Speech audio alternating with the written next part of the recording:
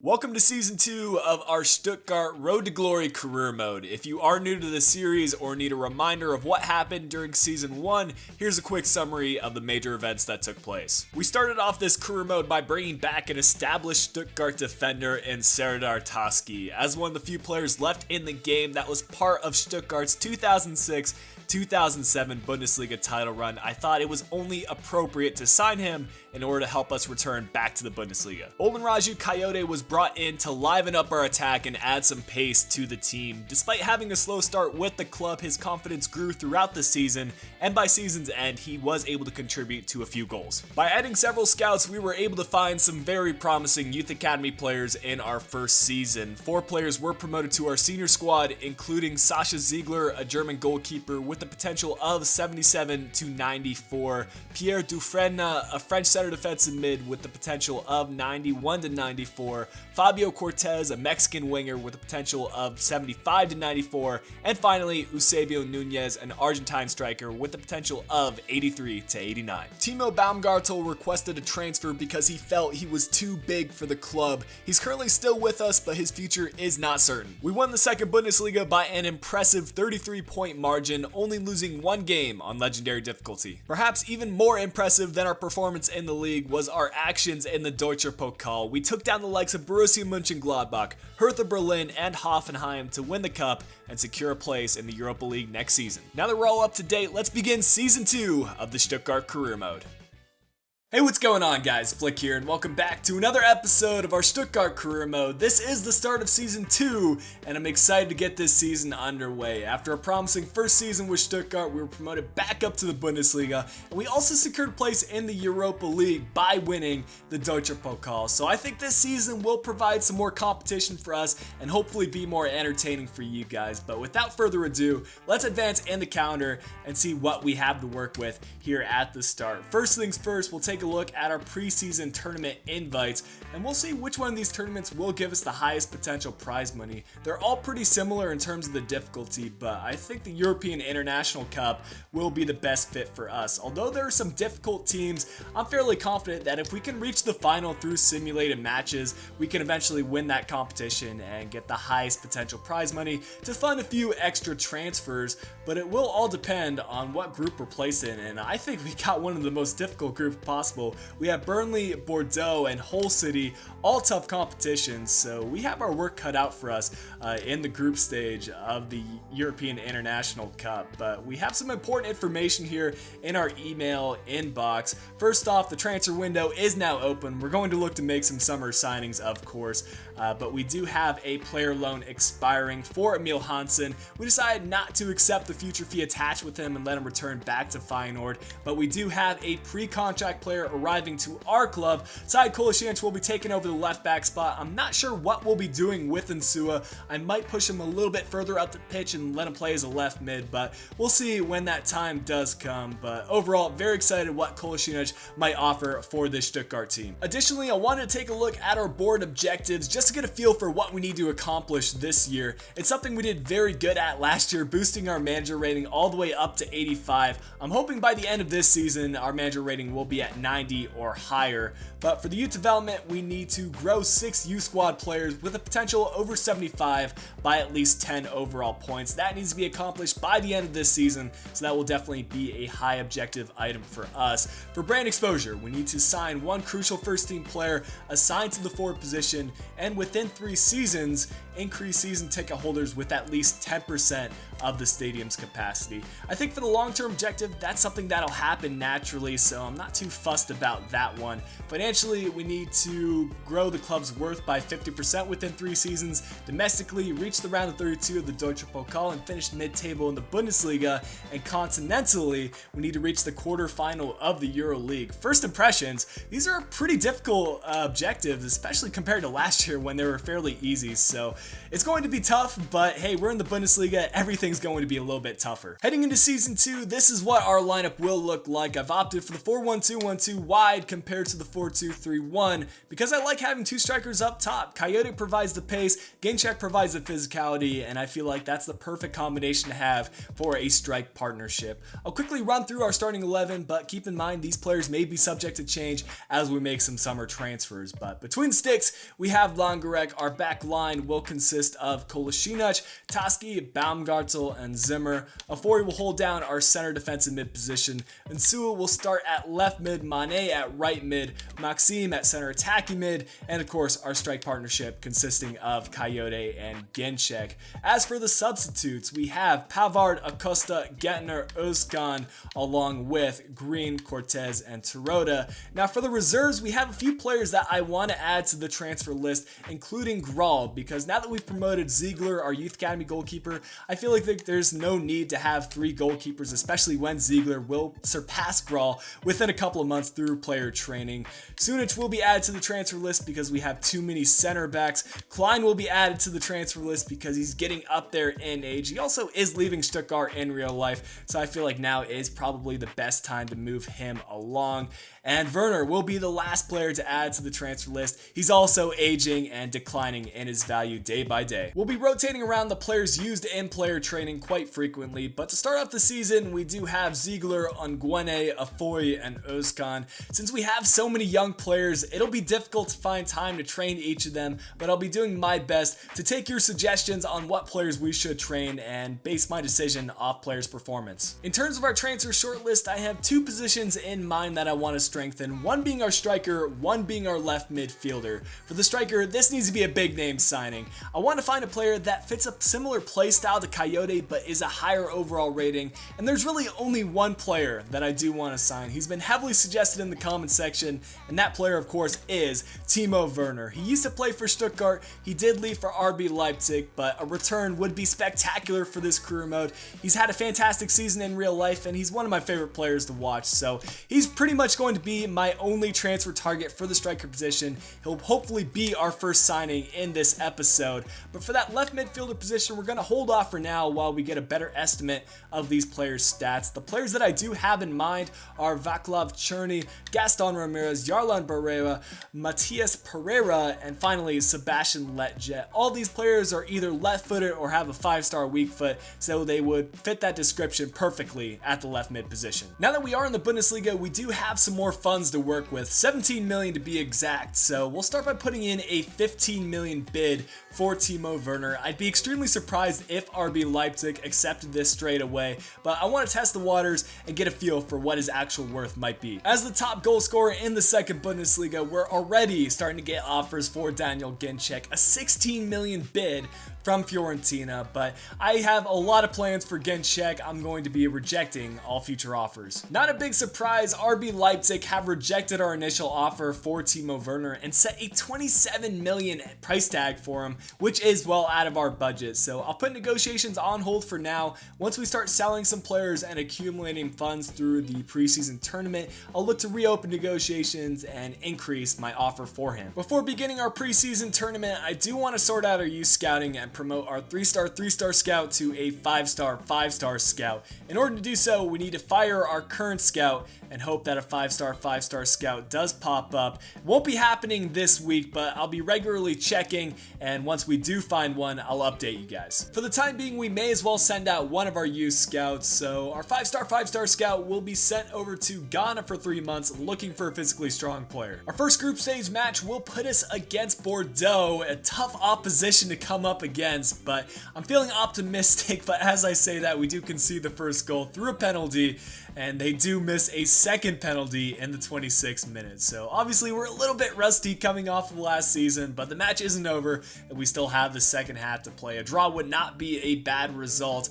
Afori being sent off with a straight red card. He'll be missing the next fixture, but with 10 minutes left to play, we'll push on, but we do lose this one 1-0. A transfer offer has come in for Toni Sunic from RB Leipzig of all clubs, the club that we're trying to pick up Timo Werner from. We'll see if we can inflate this price a little bit. They're offering 1.6. We'll see if we can get a flat rate of 2 million.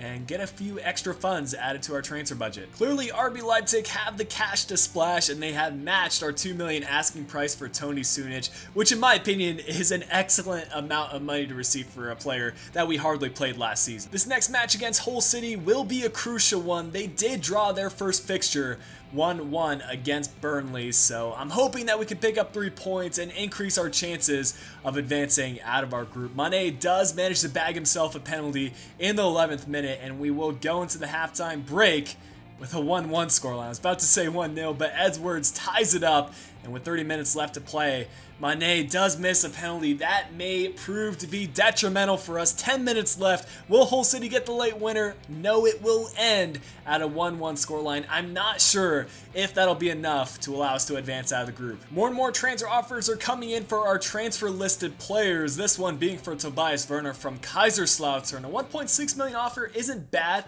but I'll see if they are willing to match his market value of 2 million. If this offer is accepted, then I think we can start thinking about going after Timo Werner again. Our final group stage match will be against Burnley, who currently lead our group with 4 points. I think it is still mathematically possible for us to advance, but we would need Bordeaux to win, and we would need to win against Burnley by a fairly large margin. But it is a home match, so anything is possible.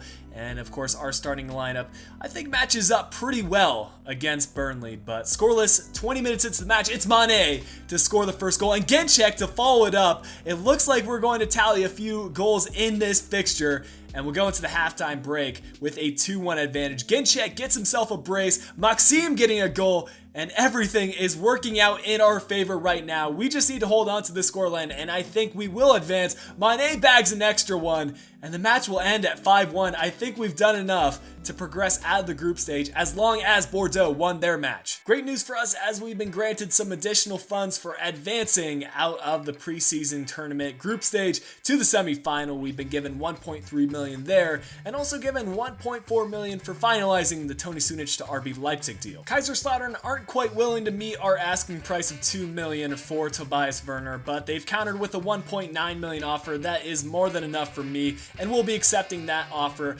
bringing our total transfer budget to 21 million, which is the range I'm looking to have. Now, there has been some speculation about whether or not I should sell Simon Terodde. Initially, I did plan on selling him, but the way he stepped up in the Deutscher Pokal final made me second guess my initial thoughts, and I think he does serve as a fantastic substitute for us. He fits a similar playstyle to Ginczek, and he's a player that can come off the bench and make an impact on every single game. So for the time being, I'll be rejecting all future offers for him. Maybe I'll sell him at a later point in this career mode, but I still think he can make an impact for the Stuttgart team. Deportivo will be our opponents in the semi-final. They're coming off 3 straight wins, and this is an away fixture, so the odds are against us, but we'll still be doing our best to try to see out this match and pick up a result that we're looking for. 30 minutes in, it's Maxime to get the first goal, and we'll go into the halftime break with, again, a 1-1 draw. So it's going to be level going into the second half, and it's going to be a showdown to see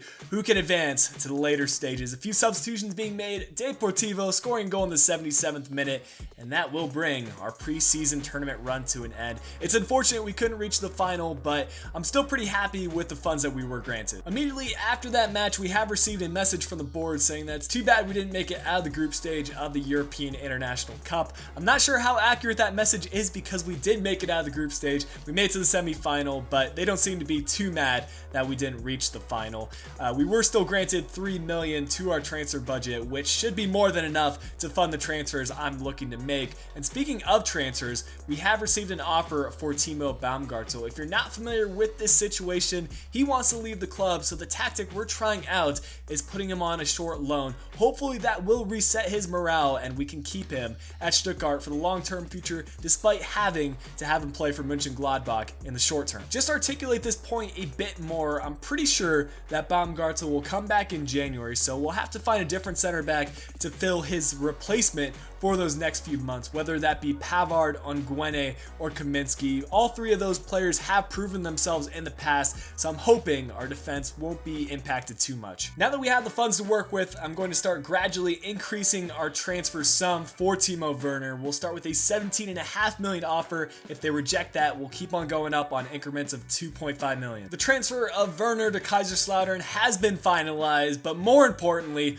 RB Leipzig has accepted our $17.5 million bid for Timo Werner. I'm honestly surprised they're willing to accept an offer so low. It's only $3 million above his market value for a player that has loads of potential, but the question now is whether he'd be willing to return back to Stuttgart. I'm going to start with his 50 grand a week offer, 4 years, a crucial first team player, and I can only hope that he accepts this. We've received a transfer offer from Frankfurt for another player we're looking to offload, Florian Klein, 73 rated 30-year-old. He's not going to have much more potential here at Stuttgart, and they've offered $1.6 million for him. Again, similar to the previous players, I'll see if they are willing to meet his market value of $2 million. The last player we're looking to permanently offload is Jens Grahl. Nuremberg have submitted a $1.1 million offer for him. We're going to counter with his market value of $1.4 million. I'm honestly surprised so many transfer offers have come in. Usually the case is when you put a player on the transfer list, you struggle to receive transfer offers, and ones that do come in aren't until the last day of the transfer window, but that's not the case today. This is the news we were hoping for. Werner has accepted our contract offer, 4 years, 50 grand a week, and a crucial first team player. I think it undoubtedly has to do with the history he has with this club. Stuttgart has a place in his heart, and he'll be coming back home to VfB Stuttgart. Welcome back, Timo Werner. Timo Werner has been part of the Stuttgart system since 2002, so you could say he has some history with this club. He holds the Stuttgart record of being the youngest player to play in a Bundesliga match, and he also holds the accolade of being the youngest player in Bundesliga history to make 100 league appearances. At only 21 years old, there's still no limit for what kind of potential he may reach. Werner's player information is fairly balanced, which is ideal for a striker. His 4-star weak foot is probably the standout statistic, meaning that he can finish with both his preferred right foot along with his left foot. However, the individual statistics is what sets Werner apart from other Bundesliga strikers. His physical attributes make him one of the quickest players in the Bundesliga, and the stats show no sign of slowing down. 94 acceleration and 95 sprint speed are the standouts, but he really doesn't have a bad stat in this category. With that said, Werner does still need some work in the technical area. His dribbling, short passing, and finishing inside the box are solid, but I do want to invest some training time into his shooting from range. Overall, I'm excited about what Werner will bring to this Stuttgart team,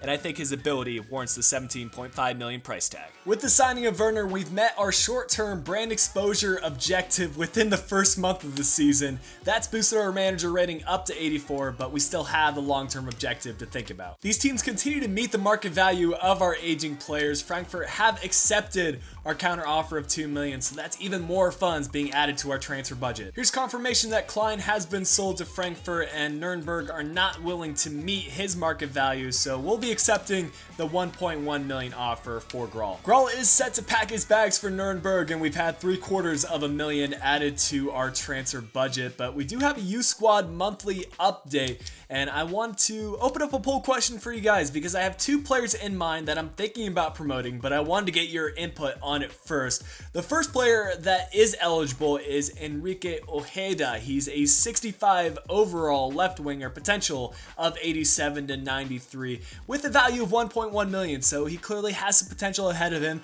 Maybe we could start rotating him into our starting 11 or substitutes, especially considering we've had Takuma Asano leaving the club last season. The other player is Dennis Taylor, the only American in our youth academy, but he's a 66 overall right midfielder, potential of 92 to 94, so he's probably the most talented player in our youth academy. Go ahead and click the poll in the top right of your screen and let me know if you think we should promote them now or whether we should let them wait in the youth academy for a bit longer. We're already a month into the simulation, so it's time to update the player training. Ziegler will be the one player that remains constant in the player training, but this month we have Pavard, Acosta, and Werner accompanying him. Our first monthly scouting update is attached from Ghana, and we'll see if we can find any 94 potential players to add to our youth academy. It's a fairly short list, and none of the players do hit 94 potential. I still haven't had any luck finding our final 5-star scout, but for the second month, we'll be sending our other 5-star scout back to Mexico. This is probably the country we had the most success in,